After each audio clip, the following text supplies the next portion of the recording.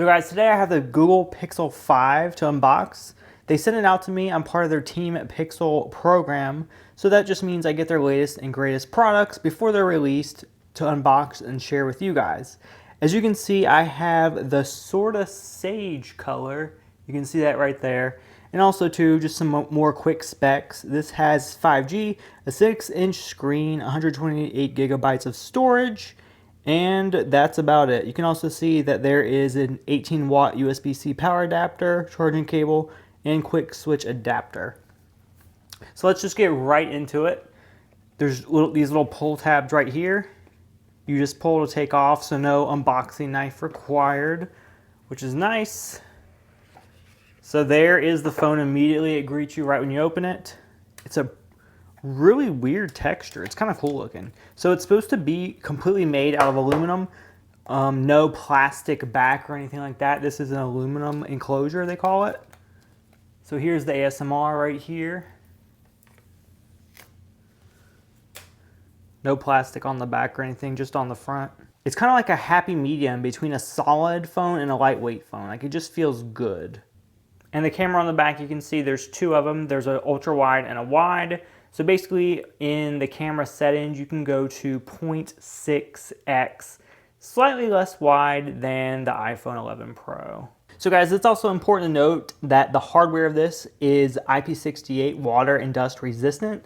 So while some people do like to push the limits of it and like go underwater in their pool and in the ocean, that's, in my opinion, really pushing it, and you're just bound to ask for problems. But what it does do is prevent any damage from accidental spills. So if something like this happened, oopsies, and then your phone ended up like in a puddle of water like this, like, that's no big deal at all. It's fine.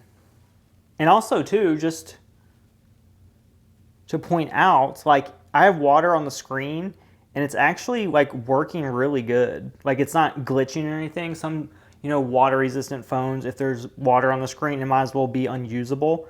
But like, that's fine. It's not a big deal at all. And that's what the back looks like when it's wet. So let's see what else is in here. We have the paperwork, which nobody looks at. Let's see if there's anything good inside though. We have some legal crap. We're definitely not looking at that. We do have the SIM card ejector tool. We have enough of those, but we always appreciate another one. Here looks like the quick start guide. You can kind of see they lay out where everything is on the device. Volume button, SIM tray, USB port, fingerprint reader, stuff like that. Showed you how to transfer your old phone to this phone. Pretty basic. And then here in the box is the power brick. So we said this was an 18-watt power brick, and you can see there's a little piece of plastic to pull off right here. Nice. And this is USB-C to USB-C, so there's no, you know, big chunky end. It's just the sleek USB-C to charge it. And then here is the dongle to switch over all your data from if you want to transfer it from like an iPhone or another Android. I really do like the back. And another thing to point out, this fingerprint reader is a really good addition for a phone in 2020. You all know, we're always wearing masks now, so Face ID on the iPhone does get a little annoying. The fingerprint reader takes care of that because you don't have to pull down your mask, which could be kind of like a dangerous situation if you're in public. So let's take a look at this case. It's like a fabric case, which I'm always kind of been a fan of. It has another little pull tab, so I like that. Kind of has the same design language as the box. And we just take it out. Very nice. It's like, it looks lightweight because it has this fabric, but it has a very good support around the outside. And the buttons, it has like, kind of well-defined buttons as well, so they should be pretty clicky. And then too, you can see it says Google Pixel 5 in the middle. It's a very soft material, so you should have no trouble with it scratching your phone or anything like that. It's not a look that everybody likes, but I mean, it is pretty nice. I'm kind of curious how this stuff holds up over time though, like if it gets really dirty or anything like that. So let's turn it on. And like I mentioned, this is a 6-inch display, so it's a pretty good happy medium size. It's not too small, not too big. It's kind of like just right in the middle. It's a good size. And then two, there's very minimal bezels. So 6 inches definitely gives you a lot for a lot less physical real estate. Okay, so that is loading. While it's doing that, let's check out the Pixel Buds. Now this does have some plastic on it. There's no pull tabs. I'm kind of curious to check these out because I've used the first gen AirPods for a very long time, so I'm kind of curious to check out something new. These do have wireless charging, which I'm really excited about. And then two, the Pixel itself has wireless charging and reverse wireless charging.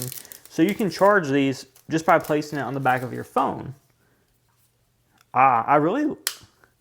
These feel, compared to like the AirPods, at least the first gen, it feels very solid. Like it's a very solid, like heavy piece of plastic. I don't know if the battery's bigger or just the plastic is thicker. But yeah, that's nice. Like that's actually a very good all-around design. Of course, you know, the design does kind of mimic the AirPods, which is fine because it's good. But yeah, this is pretty cool. It says getting phone ready. Let's go back to the Pixel Buds to see if there's anything else in here. I would assume, right? We need some type of charger. There are the tips, so you can customize them to how big or small your ear holes are. And other than that, we do have a cable, which kind of interesting that they provide a USB-C to USB-A cable. So basically that means that you can't use this with the Pixel brick. Like why not just do USB-C to USB-C? But I'm sure you could just borrow the cable from your Pixel, you know, and charge it this way. So of course the setup process is pretty typical. You know, if you're used to an Android device, you've pretty much seen them all. But again, just another point I want to make across, it does have a fingerprint reader called Pixel Imprint. So basically now we're going to set that up and you just touch the sensor on the back. And typically you do it a few times. And you just keep doing it and you can see the progress right there. You just do like a light tap. That way you can kind of read all the little parts of your finger. And it says fingerprint added. And then two, you can even add another one. So depending on what hand you're using, I like to do both hands. So I'm just going to redo it on my right hand as well. I don't always use every hand, but depending on what I'm doing, you know, it's good to have both. Okay. So right here it gives you the option to do light or dark themed. And it mentioned that you can keep your battery alive longer with a dark background. So it's important to point out that this is an OLED screen. So basically if there's any black spots, it just means that the pixels are completely off. So that should save you extra power. Also too, while we're talking about it, this is a 90 Hertz display. So it's going to be a little bit smoother than like a typical 60 Hertz. And it also supports HDR10. So if you're watching like videos on Netflix, you should see a better picture quality, you know, brighter brights, darker darks, everything like that. And then here is the home screen. And you know, it looks like the typical like very vanilla Pixel experience. So guys, that was my unboxing on the Google Pixel 5. Let me know what you think. When the embargo lifts on Wednesday, let me know what other types of videos you want to see. As you may know, my daily driver is the iPhone 11 Pro. So I could make some camera comparisons. I could talk about switching to Android for a little bit. Whatever, you know. I'm up for whatever. Just let me know. All right, guys, if you enjoyed it, give it a like, subscribe, all the things. Have a great day. Bye.